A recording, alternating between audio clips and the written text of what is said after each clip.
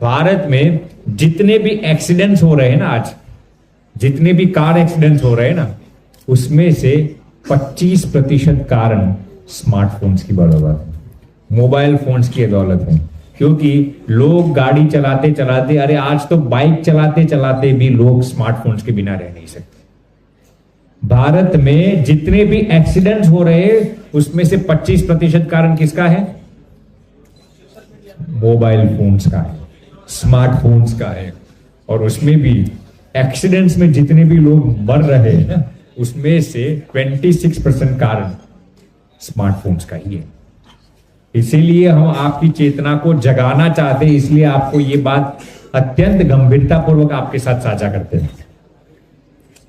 दूसरी बीमारी है नोमोफोबिया। क्या नाम है उसका? Nomophobia, no mobile phone fear. माने कि जब कोई आपसे मोबाइल फोन छीन लेता है ना, तब आप उस पर बौखला जाते हैं, आप उस पर गुस्सा करने लगते हैं। कभी कभार आपने देखा होगा आपके टीचर्स, आपके फैकल्टीज या आपके पेरेंट्स जब आपको आपका स्मार्टफोन का इस्तेमाल करने से रोकते हैं ना, तो हमारा गुस्सा उन पर चला जाता है। होता है या नहीं? एक रियल दूसरी इंसिडेंट में आपके साथ साझा कर रहा हूं। देखिए, अमेरिका की ये इंसिडेंट है। एक लड़का था 16 साल का, तो उसके पिताजी ने, वो ज्यादा मोबाइल फोन का एडिक्टेड हो चुका था, तो उसके हाथों में से मोबाइल फोन छीन लिया और कहा एक दिन के लिए तुझे तेरा मोबाइल फोन नहीं मिलेगा। क्या कहा? एक दिन के लिए तुझे तेरा मोबाइल फोन नहीं मिलेगा। उस 16 साल के लड़के को इतना गुस्सा आ गया, इतना गुस्सा आ गया, उसने अपने पिता की कत्ल करने का सोच लिया। क्या सोचा उसने? अब मेरी बात गौर से सुनना, उसके पास गन थी, लेकिन फिर भी गन से अपने पिताजी को नहीं मारा। उसने नाइफ के जरिए क्या किया? क्या किया? नाइफ के जरिए अपने पिताजी की कत्ल की, और वो भी 33 टाइम्स नाइफ उनके शरीर के अंदर घोंस दिया। कितनी बार? 33 बार अपने पिताजी की हत्या उसने नाइफ से की। और फिर उसकी माताजी उसको देख लेती है, तो माताजी को भी वो गन से मार डालता है। उसका बड़ा भाई उसको देख लेता है, बड़ा भाई को भी गन शॉट से मार डालता है। पुलिस आती है, पुलिस पूछता है ये सब कैसे हुआ, तो वो लड़का क्या कहता है जानते हो? वो कहता है हमारे घर पर चोर आ गए थे। अब अमेरिका की पुलिस थोड़ी बेवकूफ है, सब सीसी कैमरा जांच लिए, फिर मालूम पड़ा, फिर इसको कस्टडी में लेते और पूछते हैं कि तूने अपने ही पिताजी की हत्या क्यों की, अपनी ही माताजी की हत्या क्यों की, अपने ही सगे भाई की हत्या क्यों की? फिर वो बताता है कि मेरे पिताजी ने मुझे कहा था कि एक दिन के लिए तुझे तेरा मोबाइल फोन नहीं मिलेगा। तो मुझे इतना गुस्सा आ गया, मैं इतना बौखला गया कि मुझे ऐसा लगा कि मेरे पिताजी मेरे ही दुश्मन हैं। मैंने अपने ही पिताजी को चाकू से भून डाला, अपनी ही माताजी और अपने ही बड़े भाई को गोलियों से भून डाला। आप उहापो तो कीजिए, आज की यूथ कौन सी बर्बादी की कगार पर जा रहे हैं। ये सब हम आपके साथ रियल इंसिडेंट साझा करते हैं ताकि आपकी आत्मा जगे, हमारा कॉन्शियसनेस को हमें अपलिफ्ट करना है। आप उहापो तो कीजिए, कितना गुस्सा उसको आया होगा। इसको क्या कहते हैं? नोमोफोबिया। मोबाइल फोन यदि कोई आपसे छीन ले तो आपको इतना गुस्सा आता है, इतना गुस्सा आता है, तो आप कभी कभार उसको मारने तक का सोच लेते हैं। और एक आखिरी बीमारी के विषय में हम चर्चा करेंगे जिसका नाम है सेक्सटॉर्शन। क्या नाम है? सेक्सटॉर्शन। ये बीमारी ऐसी है, आजकल आप देखेंगे कई यूथ्स लोग कभी कभार सोशल मीडिया पर किसी अनजान व्यक्ति के साथ चैट करना शुरू कर देते। अब उनको मालूम भी नहीं होता कि सामने वाला इंसान जिसके साथ वो चैट करते हैं वो पुरुष हो, स्त्री है, महिला है, क्या है।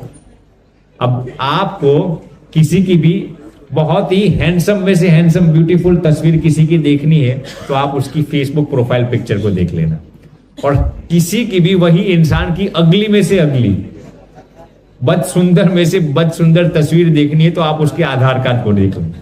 आप उसी इंसान के आधार कार्ड को देख लो और उसी इंसान के फेसबुक के प्रोफाइल पिक्चर को देख लेना, आपको लगेगा क्या है वही इंसान है। तो आजकल लोग इतने फिल्टर्स लगा लगाकर अपनी रियल आइडेंटिटी इतनी छिपा देते हैं।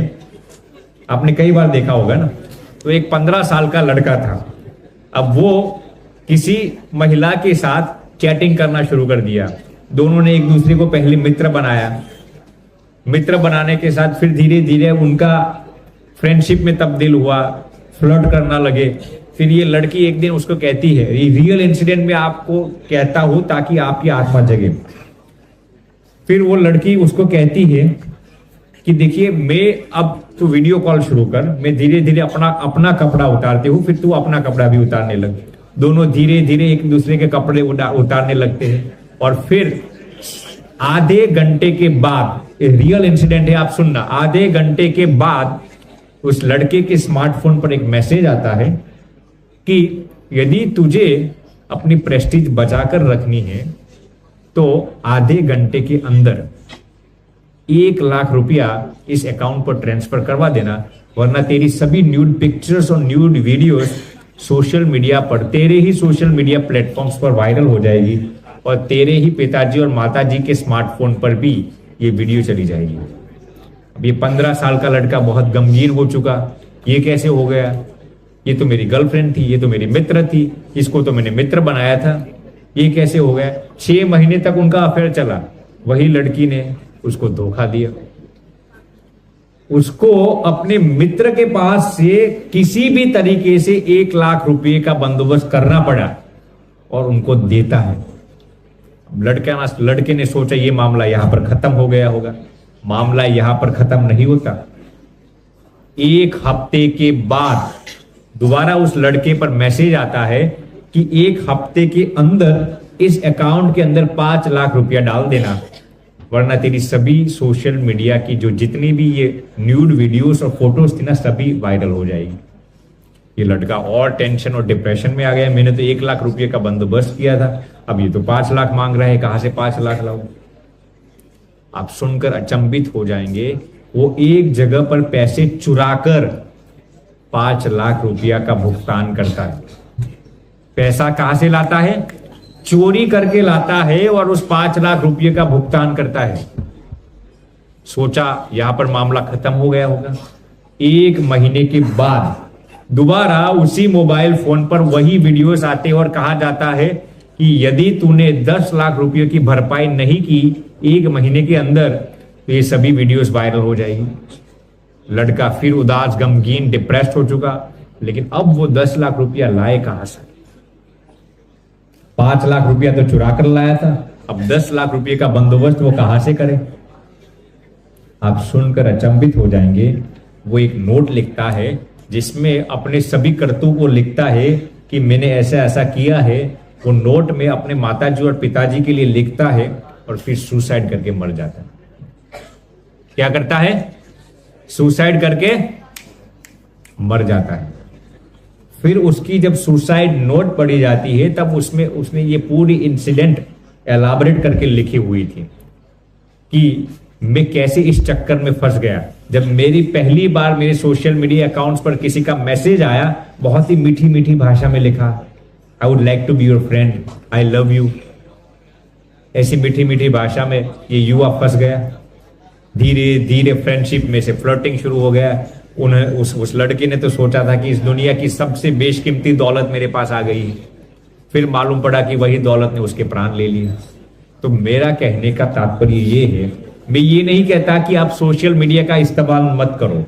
माई point is not that, I am not trying to scare you guys, let me repeat it, I am not trying to discourage you guys, I am not trying to intimidate you guys, लेकिन सतर्क रहना, vigilant रहना बहुत ही अहम है। इसलिए मैं आपको बताता हूं, जैसे ये लड़का आत्महत्या करके मर गया, वैसे ही आज भारत में ऐसे कई यूथ्स लोग हैं जो इसकी बदौलत आत्महत्या करने की नौबत आती है उनके जीवन में।